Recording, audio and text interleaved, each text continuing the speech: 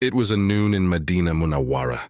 The sun was scattering its light, but there was a strange silence in the masjid of Rasulullah. At that very moment, the honored angel of the heavens, Hazrat Jibreel alayhi salam, descended by the command of Allah. But today, his face was not radiant, its color was altered, and a deep seriousness and sadness was reflected in his eyes.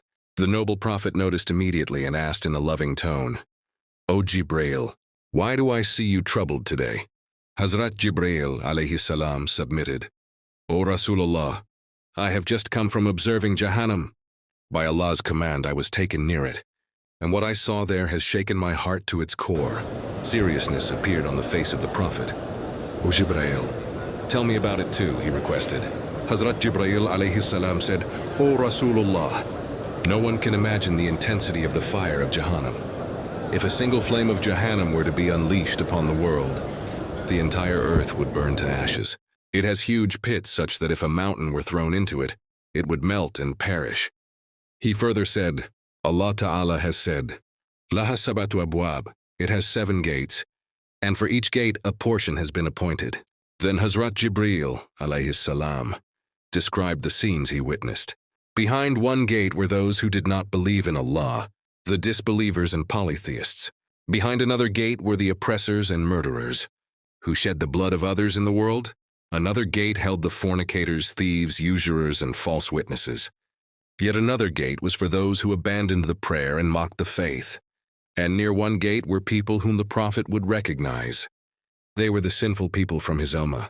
Hearing this, the heart of the noble prophet was filled with sorrow.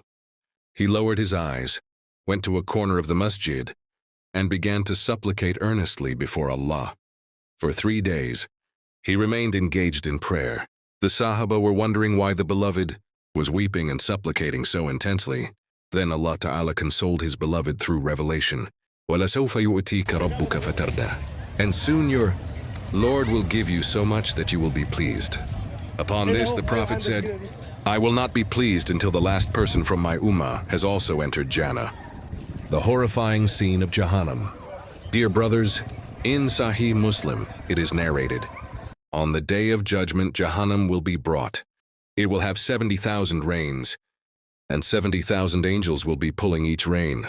And in Bukhari and Muslim, the Prophet said, "The fire of Jahannam is 70 times hotter than the fire of this world." Think about it.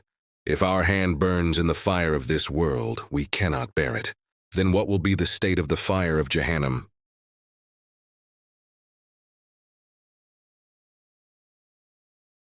Punishment. It is mentioned in a hadith that the lightest punishment in Jahannam will be that 2 embers will be placed under a person's feet. Their heat will cause his brain to boil, and he will think that no one is receiving a punishment more severe than his. The path to salvation, my dear ones. After hearing all this, we should be fearful.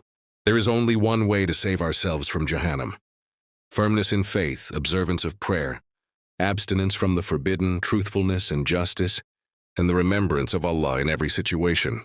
Allah Ta'ala has warned us, فَمَنْ زُحْزِحَ عَنِ النَّارِ وَأُدْخِلَ الْجَنَّةَ فَقَدْ فَازَ. And whoever is moved away from the fire and admitted to paradise has certainly succeeded. Final message. Return to Allah today before death arrives. The Prophet will intercede for his ummah on the day of judgment. But remember, intercession is only for those who obeyed Allah and His Messenger in the world. May Allah protect us from Jahannam and grant us a place in Jannatul Firdaus with His beloved. Ameen.